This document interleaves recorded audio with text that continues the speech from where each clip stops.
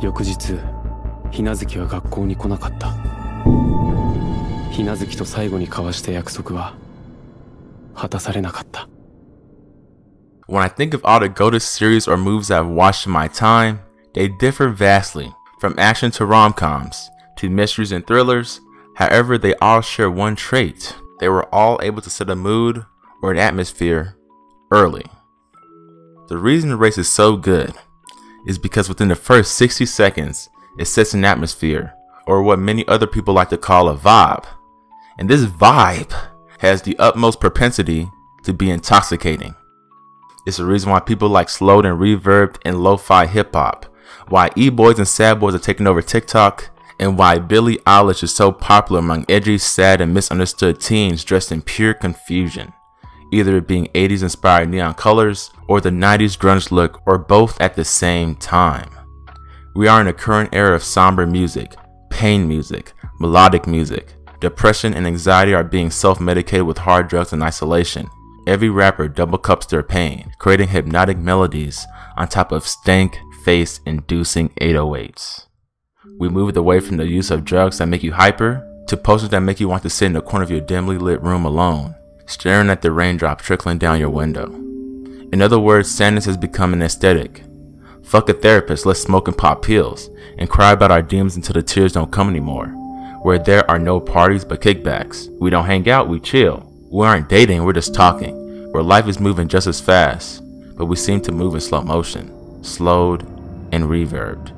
Polaroid cameras and 90s inspired fashion are in because we are nostalgic for the good old days, when life was simple. Toonami's giving you the winter warmth you need. Try and catch this high-speed hero and a new Titans at 8. Naruto learns the head-on attack is not the ninja way at 9. Before your demons started throwing hands, and before you started losing. All of that is to say that an atmosphere is all you need to make a story that is nothing less than enthralling. It's the vibe, the aesthetic that makes a story addicting and relatable. An atmosphere that can encapsulate you in a reality where nothing exists but the content that you are consuming.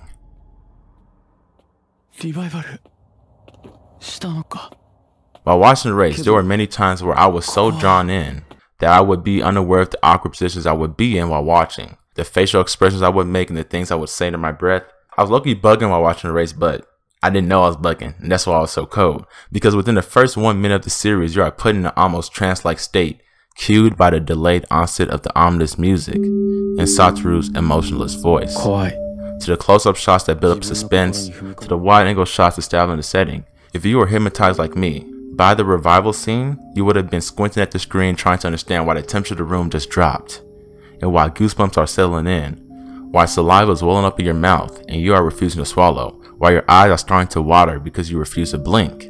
The vibe was set early, and it puts you in a state of pure concentration, a state of pure water breathing. You were Tanjiro, and this story was Demon Slayer for you for a second. Pure concentration. You're trying to go from form 1 to form 7 because you're trying to concentrate on each and every detail. This legendary first episode with all its twists and turns is followed by one of the coldest openings of all time. Its upbeat and hopeful melody contrasts these somber undertones. Like, compare this part to this part.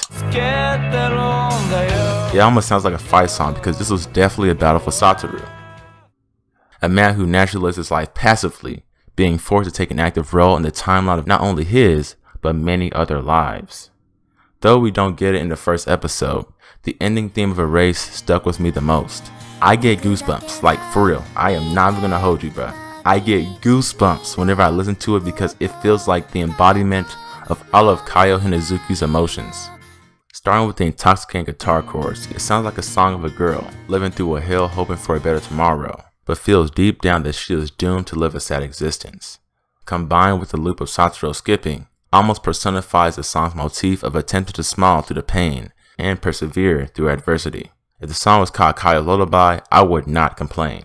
But, my nigga, the OSTs in this series are so fitting for the scene, bruh. They are too fitting for the scene. This is called She Was Here Alone. It is played throughout a race, but less as Satoru and his friends befriend the lonely people, the people who are left behind and outcasted. Here's another one. It sounds nostalgic, like a song that played to put you to sleep as a baby, but it's a little sadder than you remembered. This one's ominous as hell. This sounds like a deep thought, like wrinkles in the forehead type deep thought. The combination of all these things made every episode feel like a hallucination. I was in the thick of it, then it was over. Each episode felt like it lasted one day while I was engrossed, but like 2 seconds when it was over. Each episode was Itachi and Kakashi. That shit was straight Tsukiyomi. Each episode felt like 1,000 years, but it was really a couple seconds. It felt like I was watching an episodic adventure game in real time, where the most interesting options were being picked for me. Like I was watching a perfect playthrough of Life is Strange. The atmosphere was set multiple times to erased. From the scenes in the class, to the walks to and from school when Satoru was trying to keep Kaio safe. When Satoru was trying to provide companionship to the lonely ones. The tension in the air when Kaio's mom, Akemi, almost sent Satoru to Kingdom Come. Shit, the tension in the air whenever Kaio's mom was on screen. She was a villain. To the move said during the hockey game when teacher Gaku revealed he was a felonious figure and Satoru's life was changed forever. And also when Satoru and Kaio went to the museum. That whole scene, I wish I could dive into a little more, but that whole scene was a vibe. From the wide pans to the zooms in to Kaio. And that was one of the very few moments in the series where we just got to relax and just watch it passively. We didn't have to worry about what's going to happen next because at that museum we felt safe. That created one of the only few vibes of things being warm when the whole series cold, where we finally felt secure and safe for a moment. But then there's another one that's more notable. Let's talk about the bus scene.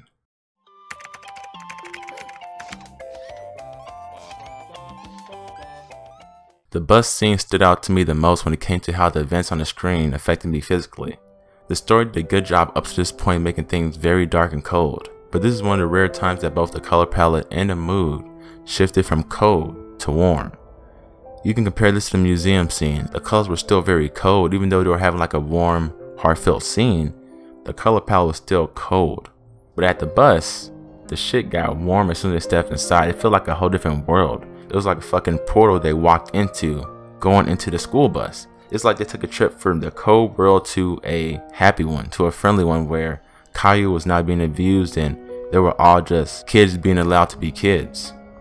It's like they got shipped off with Miss Frizzle on some dun dun the magic school bus type shit. Like they finally got somewhere that didn't have to worry about anything. With Kenya commenting on how he found the spot to be cozy enough for even him to be tempted to stay, the hideout seemed like their blanket for an escape from reality. Just comfy, inviting, and warm. Also on a side note, I guess this is the only scene that hinted at the fact that Kaio may have had feelings for Kenya, based on her reaction to Kenya leaving.